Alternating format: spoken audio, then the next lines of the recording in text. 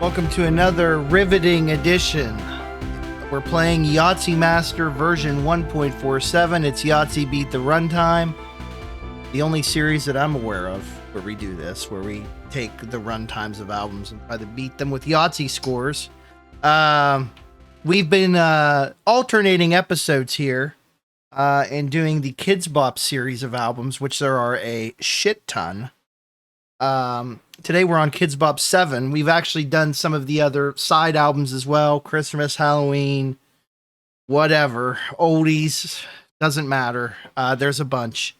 But today we're doing Kidz Bop 7, which is from 2005.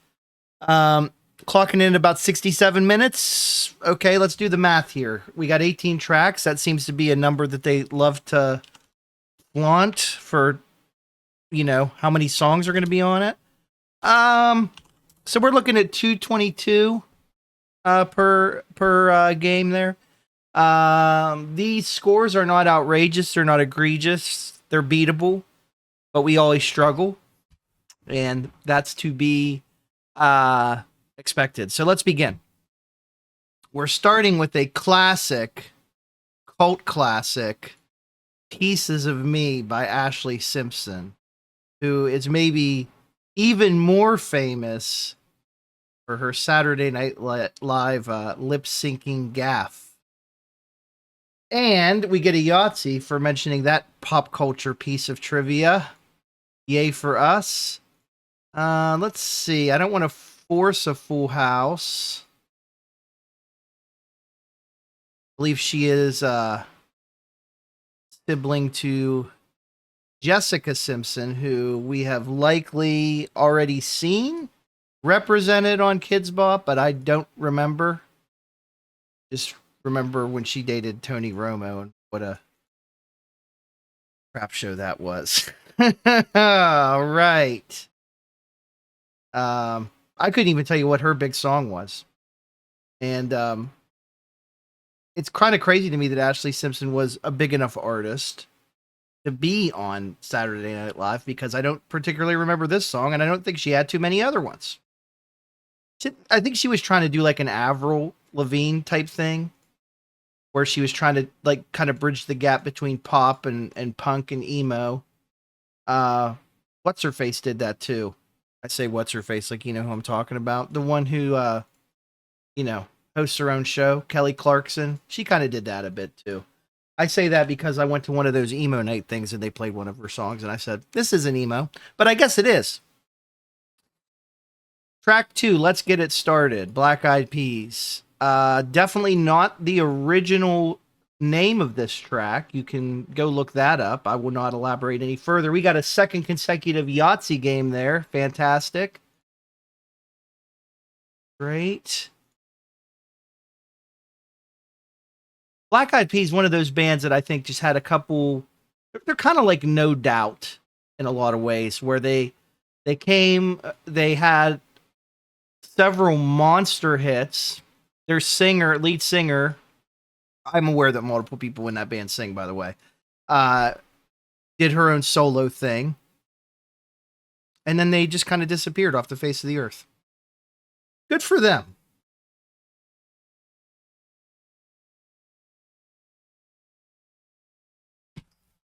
If we lose, so I thought I was clicking on 5s, which we already had. I could have easily did a 4 of a kind. I'm so mad at myself right now. I mean, we probably won't lose this, but we're not getting the bonus. That's for dang sure. That is a tragedy on every level. We did get a 4 of a kind, though, so at least we salvaged that. But 266. Move on to Breakaway. This is Kelly Clarkson. We just talked about her.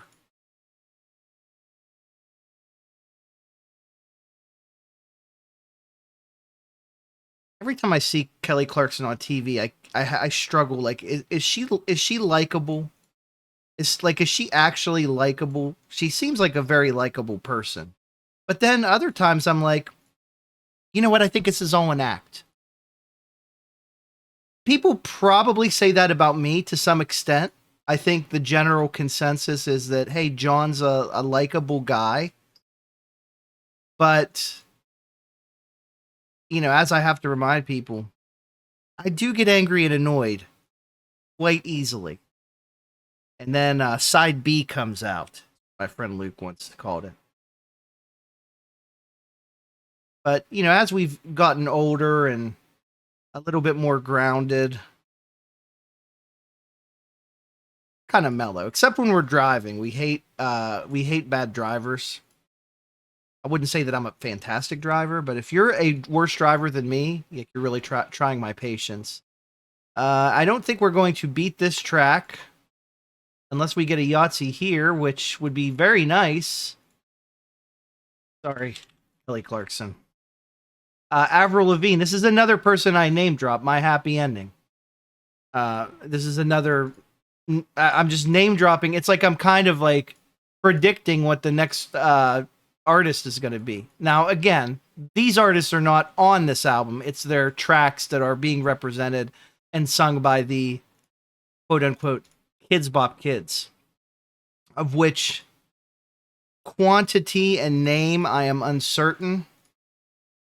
I don't know if it's like a nameless, faceless group of children. I feel like you could. Oh, look at that Yahtzee, but that's awesome. Did I say boo or bro? I meant to say bro. Doesn't matter.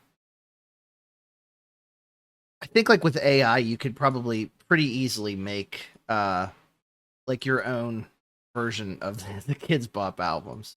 I haven't tried it, but I just imagine it's probably pretty easy. Look at this monster score we've got on the left. Yeah, I'll go for a large straight. There we go. 2, 3, 4, 5. On 6 or 1. Okay, we'll take the small straight. We still need a large straight. I will look for a 2 here. We don't get it. I'm going to go for the Yahtzee instead of a large straight because we like to gamble here, and it pays off. 419 with 2 Yahtzees. We have as many Yahtzees as we've had games so far. And that, my friends, my happy ending is good enough for number 10 all time in the Yahtzee Beat the Runtime series. So you just witness history. Now Leave, Get Out by JoJo. Don't remember this one. I am pulling up, like I have the track list in front of me. I don't remember offhand who all these are by. But I know in previous episodes, it's like there's a lot of like side Googling and speculating on who sings what. And I was just like, you know what? We're just going to go ahead and like pull it up in advance like a responsible adult. That way I can refer to it if I need to for some, for some color, for some interesting anecdotal stuff. I mean, when these songs came out, I would have been in my college years. So I am certainly familiar with a good bit of them.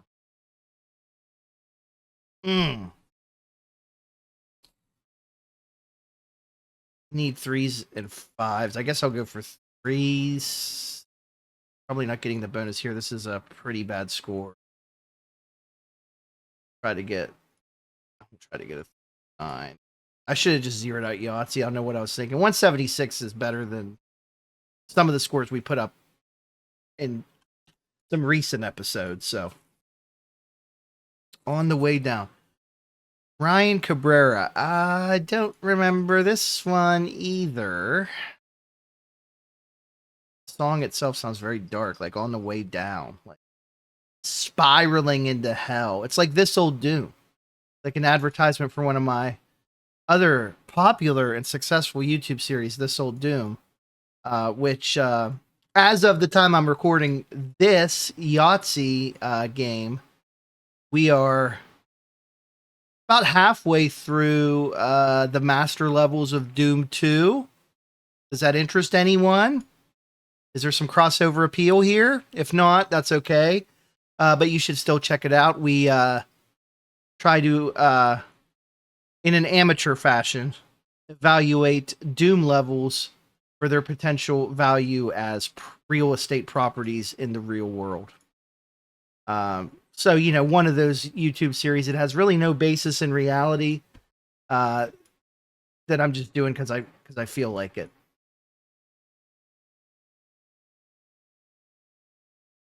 We'll go for a Yahtzee. Why not? 170. This is not a good score, but we had some pretty good scores to start, so I'm okay with that. This is Maroon 5. I don't even need to look at the sheet here. I remember first hearing Maroon 5 and when the Songs About Jane album came out, which I think is their first album. And I was working at PAX Sun, and we had this is the weirdest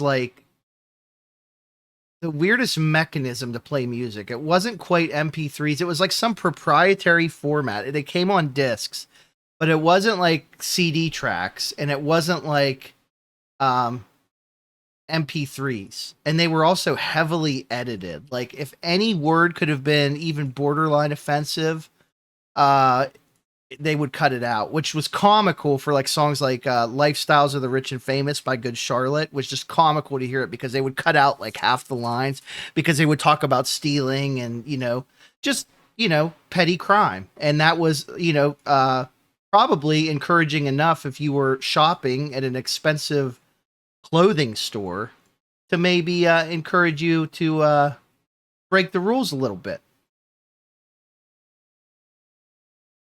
Go for another one. But back to what I was talking about with Maroon 5. I remember, of course, the Large Straight shows up. I remember hearing the song, the lead-off single of that first album, Harder to Breathe, and I thought, this song is incredible. And it really was. It was really, like, compared to everything else that was at the time. I remember we would play at PAX Sun, and I'd get really amped up when I heard that song. And then, what did I hear? What's the next one? This Love. By the way, we're on Lose My Breath by Destiny's Child. And I remember hearing that song and being like, oh, this is garbage. And then every Maroon 5 song after that just sounded like garbage to me. But Harder to Breathe still slams. So, I think that, what's his face? Adam Levine is kind of a pompous ass munch, but he's very talented, and he obviously recognizes talent because he's on the show where they judge talent. So good for him. But I think he's kind of a D-bag. I don't think too many people are going to disagree with him also. I think I would say there's probably more people that think that of him than not. And maybe I'm completely wrong. I don't think that I'm going to be hurting his reputation here on Yahtzee Beat the Runtime, a show that is watched by about 5 people. But I don't know. That's the reputation precedes him, I think, a little bit. But again, they could say that about me. I don't know. They be out there saying, I don't care. I don't care what they're saying. We just barely missed that one. Let's go to Counting Crows, Accidentally in Love. First band I ever saw live was Counting Crows. So, I'm pretty sure Adam Duritz was blitzed out of his mind. Live opened for him, which was funny because when we got the tickets to go see them, it was Counting Crows was the headliner, right? So, the ticket, we had actual tickets, by the way. This was from Ticketmaster, our favorite company. It said Counting Crows live. And so my mom or my aunt, I don't remember whose idea it was to go. It was one of their ideas. Assumed that, because they didn't go to a lot of concerts, that it was just, yeah, okay, live. Like, it's a live show. Like, you're going to see Counting Crows live. And then I looked at the ticket and I thought, hey, wait a minute. There's plus signs on each side of the word live, which is something that the band Live does to, I think, kind of tell you that, hey, this is the name of the band, not like the state of the band. And I said, I think Live is playing. This is also in the early stages of the internet, so I had no way of verifying this. I said, I think Live might be opening for them. I'd never been to a concert before. But I thought this, I believed it, and sure enough, I was proven correct. And Live, by the way, was the superior act on that card. And I have seen Live twice since then. Both times with the original lead singer and the original lineup, which I think is not a thing anymore. They had a lot of back and forth, and they were just as good. And actually, one of the times I got to see him was really cool. It was a sad situation as we move on here to Heaven by Los Lonely Boys. I think it was at Rock on the Range. Soundgarden was supposed to headline the first night, and Chris Cornell took his own life 2 days before. So there was just this void at the top of the lineup for the first day of this massive, rock festival. And Live was on the bill, like second from the top. And so they effectively became the headliner, which I think rubbed a lot of people the wrong way. Cause they're like, well, they should have had brought in a tribute thing or something. But it was just kind of short notice. So, geez, I don't even remember what I was talking about. Okay. I had to actually stop recording, because, someone was at the door. And then an hour went by. So this is what happens. We're still in the game, right? We're on Heaven by, I don't even have that up anymore. Hang on. Los Lonely Boys. Okay. And I know when I left, I was talking something about Counting Crows and how, they're just not very good live. Live, the band is better. They live up to their namesake. These are, things that should be pretty obvious if you follow this style of music. Although Counting Crows, I mean, they got some good stuff. Just not a fan of the live performance. And from what I've talked to other people about it, they were not fans either. We also had, I remember we had the VH1 Storytellers. Oh, hello. Double CD of Counting Crows. And it was, I remember being disappointed in that as well. All right, I'm not going to crap on Counting Crows anymore. We got 294. As we move on to Switchfoot. Dare You to Move. Feel like we haven't heard too much out of them recently. Are they still relevant? I mean, there was this song and Meant to Live. I want to say they were might have been a Christian rock band.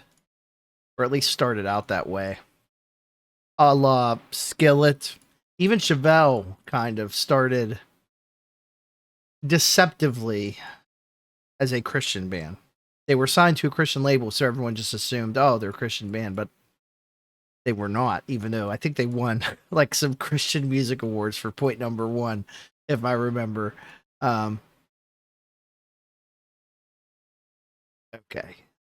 I was hoping for a Yahtzee there, but it was not meant to be.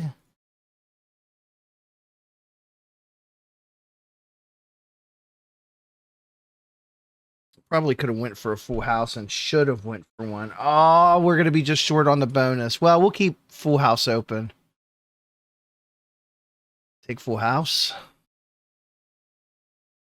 Okay, well, we're just going to take the 6s, or the 3s, rather.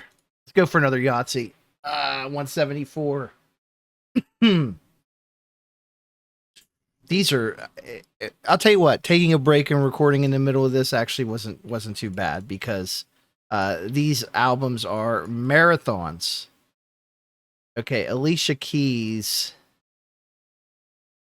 is this song, If I Ain't Got You. I don't remember this one off the top of my head.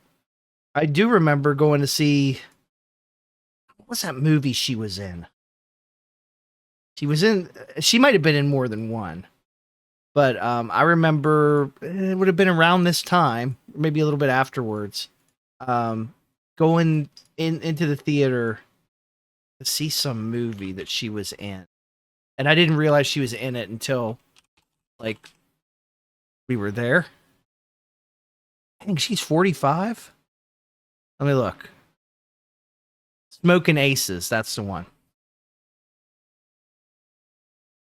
Smoke them if you got them. I thought she did a good job in that movie, from what I can remember of it, which is virtually nothing. Try to go for the 6s here. Finally, we get the bonus. Do need some more Yahtzees, though. We're short a couple Yahtzees here. Go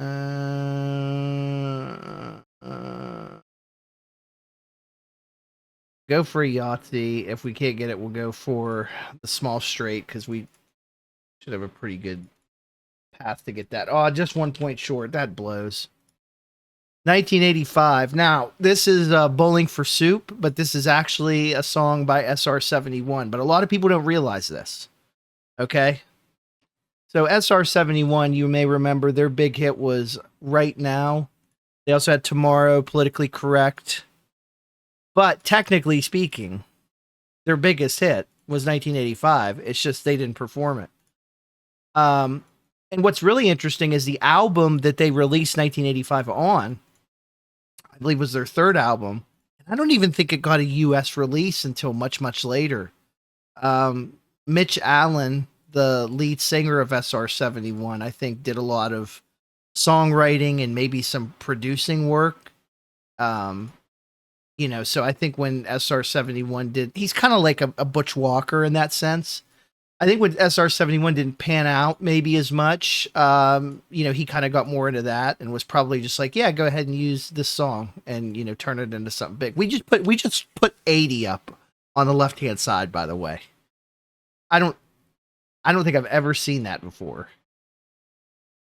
Oh man. That's a monster left-hand side score. We couldn't really do much else with it, but yeah, Bowling for Soup, 1985, originally an SR71 song.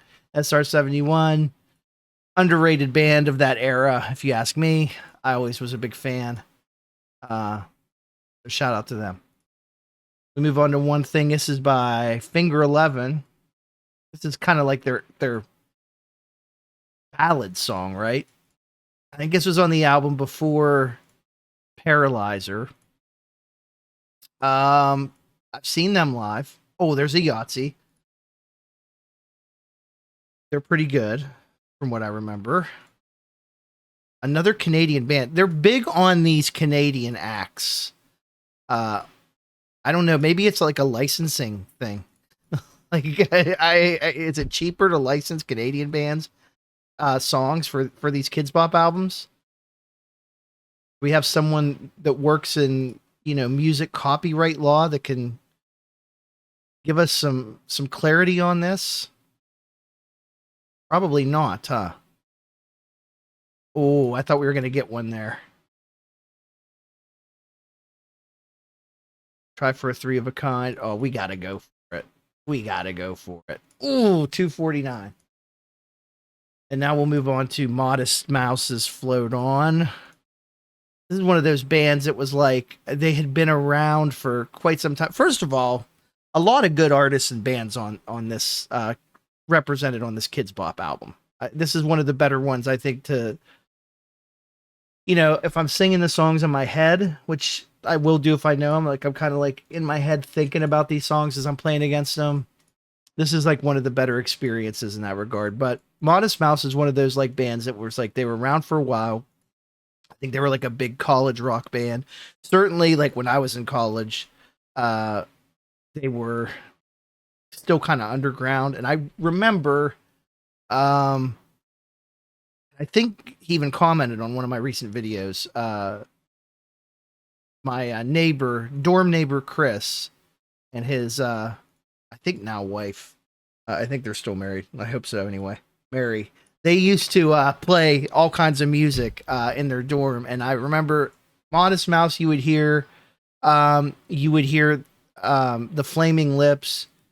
You would hear Radiohead, like "Hail to the Thief." I think got leaked or something, and you would also hear the Simpsons theme song. And sometimes I think they would leave the DVD on the menu screen, and it would just be on for hours. You would hear this. Shout out to them. They're really cool. But yeah, Chris commented on one of my videos a couple months ago and said something that, like, I don't know if you still remember me. Like, oh yes, you're both very memorable. If you're watching, you're both very memorable, very awesome. I probably still have my Ultimate Frisbee shirt somewhere, if I'm being honest. Beautiful Soul. Who's this? Jesse McCartney. I don't remember this song at all. I'm gonna guess that the McCartney last name is no coincidence. That's someone related to the Paul McCartney, and if so, good for them. But this is not ringing a bell for me. Of course, when it comes to Paul McCartney and like the Beatles or any of their projects, like I'm not super familiar with a bunch of their stuff, so that's probably going to piss a lot of people off. I'm sorry. I just don't care. This is an awful score, by the way. We need 2 more Yahtzees. I probably shouldn't have zeroed that out, but this is real bad. We'll take the full house. See if we can get a 9 going. Okay. That makes me feel slightly better. I still can't get over the fact that we put up 80 points on the upper score of a Yahtzee game. All right. 2 tracks left. We got Welcome to My Life by Simple Plan. Simple Plan, to me, oh man. It felt like when they came out, it felt like they felt like a manufactured band. Their music skewed more pop than punk, which was their, they were a pop punk band at heart, but they felt very manufactured, and I don't have any evidence to support that. I don't know what they were like coming up in the scene, if they were even part of the scene, if they were part of some other scene, and I need to look this up real quick because I feel like they are also a Canadian band. A lot of good music from Canada. Canadian rock band. I knew it every time. There's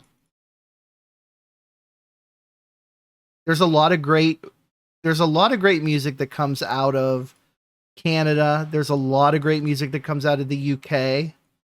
I think South Africa has some good, I'm talking like rock music, like South Africa has some good stuff. Seether, Australia has some good stuff. Like when we were about Silverchair, they were relevant in this era. I met Silverchair. That was pretty cool. Especially because they have not, oh, what did I do there, John? You idiot. This is the fatigue setting in here, talking about Kidz Bop, thinking about these songs.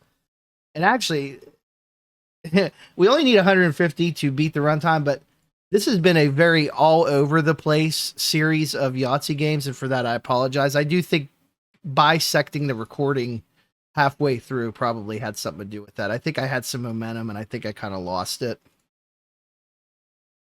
Give me that 1 or 6, please. No? Okay.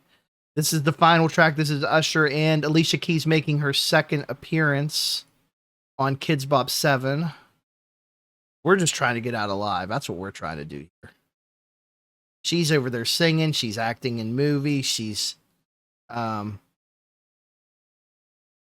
that's, I was thinking, she the one that had the piano in the music video, but was that Vanessa Carlton? It was where she's driving with the piano. I don't know. I could look this up. I'll look it up after. Who cares? We got to finish here. Finish strong. We're not finishing strong right now. We're finishing weak. This is awful. I'm gonna go for this Lord straight though. We got to have something to. Oh, this is a bad score on the left. Oh, this is real bad. 116. At least we got 3 of a kind. I'm holding out here, hoping that we get a Yahtzee. This could be an all-time bad score for us if we don't get something going here. Like I'm gonna keep 4 of a kind and Yahtzee open. 133. Bro, we're not gonna get the runtime. Oh my god. We lost. In a rare occurrence, not only do we put up a just awful low score in game 18, we lost. We got a total rating of 76.45. Well below average. Well below average for us. B minus. D plus maybe. Anyway, that was Kidz Bop 7. We'll go back to, we're going to do a live album next episode, I think. So that'll be Maybe the first one of those we've done. So we'll see you then. Keep on rolling. Just like Fred Durst said. He also said to subscribe to my channel immediately. So do that now.